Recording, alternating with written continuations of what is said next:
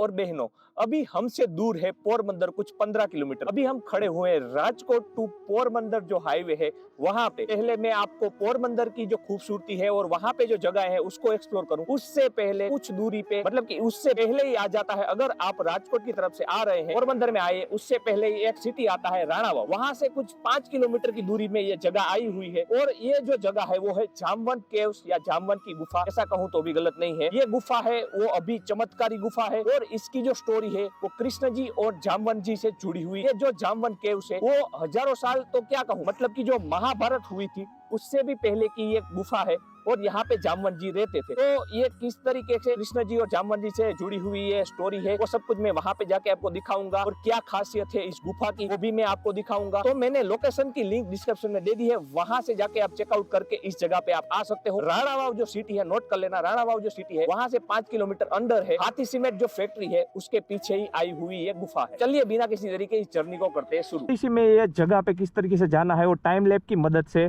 आपको इस वीडियो में भी दिखा दूंगा। तो ये पोरबंदर टू राजकोट हाईवे है और यहाँ से जो रास्ता है, सर्विस रोड है, वो जाता है राणावाव को। तो अभी यहाँ से हम जर्नी शुरू करते हैं।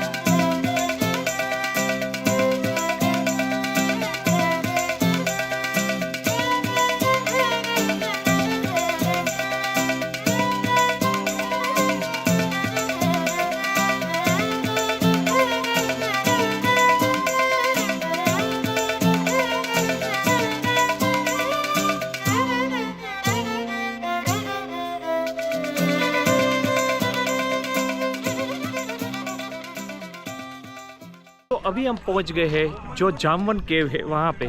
और अभी मैं आपको दिखाता हूँ कि जो जामवन केव्स है उसका यहाँ पे चमत्कार क्या है और इसकी स्टोरी क्या है वो भी मैं आपको बताता हूँ। तो पहले हम चलते हैं अंदर। यहाँ पे जो गेट है वहाँ से हम अंदर जाएंगे।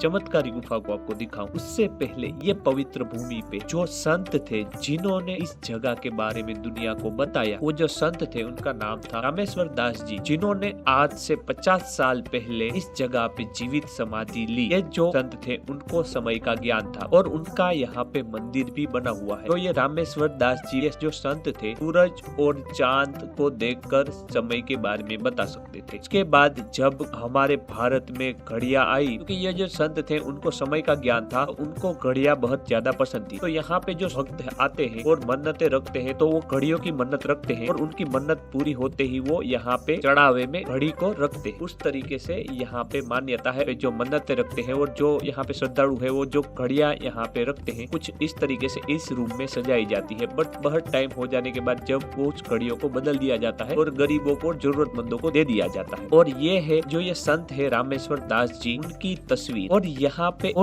पे एक मंदिर है जिसमें की बिराजते हैं कृष्ण जी, जामवती और यहाँ पे राम जी और सीता जी की भी मूर्ति है, मतलब कि राम जी और सीता जी भी बिराजते हैं। उस तरीके का एक यहाँ पे सुंदर मंदिर है और सच में एक नेचर के पास और बढ़िया जगह है। और यहाँ पे अगर आप स्टे करना चाहते हैं, मतलब कि आप यहाँ पे रुकना चाहते हैं, तो यहाँ पे धर्मशाला भी है जहाँ पे आप रुक भी सकते हैं। तो चलिए अभी हम चलते हैं जामवन गुफा है उसके अंदर। यहाँ से कुछ इस तरीके का रास्ता है, मतलब कि ये तो मॉडर्न स्ट्रक्चर ही है, मतलब कि अंदर जाने के लिए आपको आसानी रहे देखने के लिए लोगों को, इसलिए इस तरीके की अभी सीढ़ियां यहाँ पे बनाई गई है। पर पहले यहाँ पे पूरी तरीके से गुफा थी जहाँ पे सीढ़ियां और कुछ नहीं था यहाँ पे अंदर जाने के लिए। चलिए अंदर हम जाते हैं अभी। तो यहाँ से नीचे उतरने का रास्ता है जहाँ पे हम अंदर जाएंगे और देखेंगे कि जो जामुन केव है वो किस तरीके की दिखती है, और अंदर का जो सरप्राइज है वो भी दिखाता हूँ कि कैसा यहाँ पे चमत्कार है वो।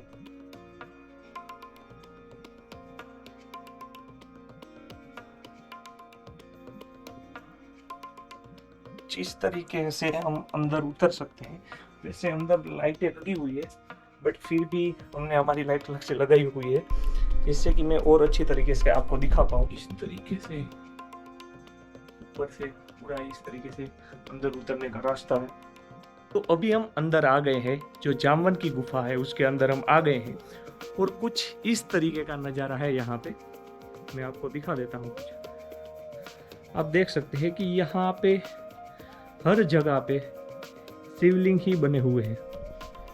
अभी इसका मैं ये भी बता दूं कि जो मैं चमत्कार बार बार बोल रहा था, तो क्या चमत्कार है इस गुफा का वो मैं बता देता हूँ। तो चमत्कार यही है, जो ये शिवलिंग है वो किस तरीके से, तो ये जो सारे शिवलिंग है वो बने हैं अपने आप, मतलब कि इसको किसी ने रखा नहीं है, ना तो किसी ने बनाया हुआ है, ये अपने आप, मतलब कि यहाँ पे पत्थरों में ऊपर से जो पानी गिरता रहता है बूंद बूंद करके, उसकी मदद से ही ये शिवलिंग बनते जाते हैं। अभी ये तो बहुत बड़े शिवलिंग है, अभी मैं आगे आपको दिखाता हूँ छोटे छोटे शिवलिंग भी यहाँ पे बने हुए हैं। यहाँ पे ये सीमेंट का और ये सब कुछ काम बना हुआ है, वो इसलिए बना हुआ है कि ये जो शिवलिंग है वो यहाँ पे डैमेज ना हो और शिवलिंग है वो नीचे ना गिरे, क्योंकि आसपास की जो ज़मीन है उसमें पानी गिरने से ज़मीन है वो कट गई है इसलिए। और यहाँ पे आप देख सकते हैं कि गुफा में एक जगह पे यहाँ पे कुछ इस तरीके का शंख है वो भी बना हुआ है, इसका नाम है दया शंख। तो देखिए मैंने जैसे कहा था कि बड़े बड़े ये तो है ठीक है, बट कुछ है जो अभी बन रहे हैं, उस तरीके के शिवलिंग भी है। तो एक देख सकते हैं कि यहाँ पे ये है, यहाँ पे आप देख सकते हैं कि ऊपर से पानी इस तरीके से गिरता रहता है, और ये बूंद बूंद करके, मतलब कि कुछ सालों में यहाँ पे बड़े शिवलिंग इस तरीके से बन जाते हैं। पहले मतलब कि सेब में छोटे होते हैं, भी धीरे धीरे ये जिस तरीके से यहाँ पे बूंदें गिरती रहती है, उस तरीके से ये शिवलिंग है वो बड़े होते जाते हैं और बड़े शिवलिंग बन जाते हैं। तो अभी इस गुफा को हम ज़्यादा एक्सप्लोर करें और इस गुफा को ज़्यादा देखें, उससे पहले इस गुफा के साथ जो कथा जुड़ी हुई है कृष्ण जी और जामवन जी की, उसको मैं आपको बताता हूँ, जिससे कि आपको और ज़्यादा अच्छी तरीके से इस गुफा को देखने में मदद मिले, समझ पाए इस गुफा की जो खासियत है उसको। तो द्वारका नगरी जो कृष्ण जी की नगरी थी, उसमें एक व्यापारी रहता था जिनके पास थी एक मणि। उस मणि का नाम था समयंतक मणि, और वो जो मणि ऐसी चमत्कारी मणि थी, हर दिन बहुत ज्यादा सोना देती थी, मतलब कि वो चमत्कारी मणि थी और उससे बहुत ज्यादा सोना मिलता था व्यापारी को। तो लोगों ने और सलाहकारों ने कहा व्यापारी से कि इस मणि को तुम्हें कृष्ण जी को दे देनी चाहिए, तुम्हारे पास नहीं रखनी चाहिए, वो हमारे राजा है, वो ज्यादा इससे हमारा भला कर सकते हैं। उस तरीके से सलाहकारों ने उनको सलाह दी। तो व्यापारी के भाई ने इस बात को नहीं माना और व्यापारी का भाई उस मणि को लेकर जंगल में शिकार करने निकल गया। उसका ही खुद का शिकार हो गया शेर से, और जो वो मणि थी वो भी जंगल में रह गई। और उसी समय पे जो जामवन जी और उनकी बेटी जामवती थी वो वहां से गुजर रहे थे और उनको ये मणि मिली। तो उन्होंने ये मणि अपने साथ लेकर अपनी ये जो गुफा थी, मतलब कि उनका जो घर था ये गुफा, उस पे वो फिर से आ गए। फिर जो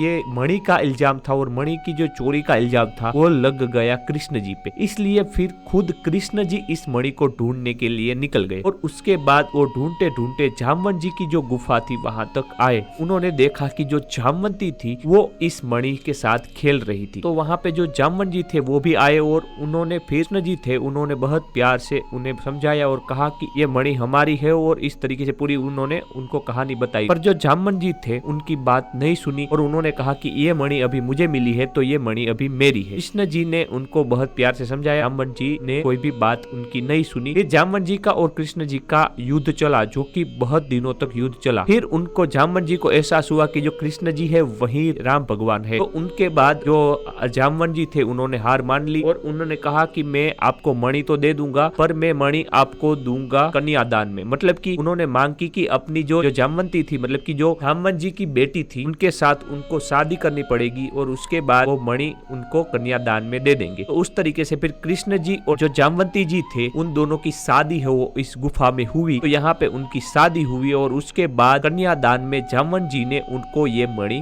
दे दी। तो इस तरीके से ये पूरी कथा है जो कि जुड़ी हुई है इस गुफा के साथ। अभी एक गुफा की एक दूसरी चीज भी मैं आपको दिखाता हूँ। अभी मॉडर्न टाइम में तो यहाँ पे लाइट लगा दी गई है जिससे कि इस गुफा में हम सब कुछ देख पाए। उस समय पे जब जामवंत जी रहते थे तब इस गुफा में रोशनी के लिए क्या करते थे, वैसे वो दिए और ये सब तो जलाते ही होंगे, दूसरी तरीके से भी यहाँ पे रोशनी आती थी। आप देख सकते हैं कि यहाँ पे जो ये पूरी गुफा है उसमें जगह जगह पे 3-4 इस तरीके से प्रकाश मतलब की रोशनी के लिए कुछ इस तरीके के जो जगह है वो बनी हुई है, जिससे कि इस गुफा में पूरी तरीके से रोशनी उस समय पे आती आप देख सकते हैं। और उसके बाद आप देख सकते हैं कि यहाँ पे एक कुआं भी बना हुआ है, जो कि ये कुआं भी उसी समय का है, मतलब कि उतना ही पुराना है जितनी ये गुफा पुरानी है, उतना ही पुराना कुआं है, जिसमें कि उस समय पे ऐसा माना जाता है कि उस समय पे में पानी भी रहता होगा। अभी इसमें पानी नहीं है और लोग यहाँ पे मन्नत की तौर पे अपनी जो भी मान्यता है उसके तौर पे इसमें पैसे डालते रहते हैं। तरीके का कुछ यहाँ पे कुआं है और कुएं के ऊपर भी आप देख सकते हैं कि उसी तरीके का रोशनदान है, मतलब यहाँ से जो रोशनी है वो आती है, उस तरीके का एक यहाँ पे भी इस तरीके से जगह बनी हुई है। इसी तरीके से हम यहाँ पे आगे बढ़ते हैं तो आप देख सकते हैं कि यहाँ पे जो बूंद बूंद करके शिवलिंग बनते हैं, वैसे तो बहुत सारे शिवलिंग आपको यहाँ पे देखने मिलेंगे और वैसे शिवलिंग बनते रहेंगे, वो भी यहाँ पे देखा जाता है, ठीक है। पर यहाँ पे आप देख सकते हैं कि एक जो गणेश जी है उस तरीके की शेप में एक यहाँ पे दीवार में एक पत्थर बना हुआ है, जो कि पूरा व्हाइट कलर का एक पत्थर है, आप देख सकते हैं। और ये भी स्वयंभू और ने आप बना हुआ एक पत्थर है और जो कि पूरी तरीके से गणेश जी के शेप में बना हुआ पत्थर है। अभी उसी तरीके से हम थोड़ा आगे इस गुफा में अंदर जाते हैं तो यहाँ पे आपको देखने मिलते हैं 2 शिवलिंग और यहाँ पे ट्रस्ट की तरफ से दिखाई गई है छवि, जो की है वो जामवंत जी और जो जामवंती और कृष्ण जी है उनकी शादी हो रही है उस तरीके से, और जामवंत जी उनको मणि सौंप रहे हैं, उस तरीके की यहाँ पे तस्वीर भी बनाई गई है। जिस तरीके से मैंने स्टोरी में कहा था, लोगों को जानकारी देने के लिए यहाँ पे इस तरीके से छवि बनाई गई। और यहाँ पे जो ये शिवलिंग है वो भी बहुत खास है। वैसे तो यहाँ पे बहुत सारे शिवलिंग बनते रहते हैं, बूंद बूंद जो गिरती रहती है और उससे बहुत जो शिवलिंग है वो बनते रहते हैं, पर आप देख सकते हैं कि यहाँ पे ये जो 2 शिवलिंग है वो अलग है। और इस शिवलिंग की क्या खासियत है वो भी मैं आपको बताता हूँ, चमत्कार है इस शिवलिंग का वो भी मैं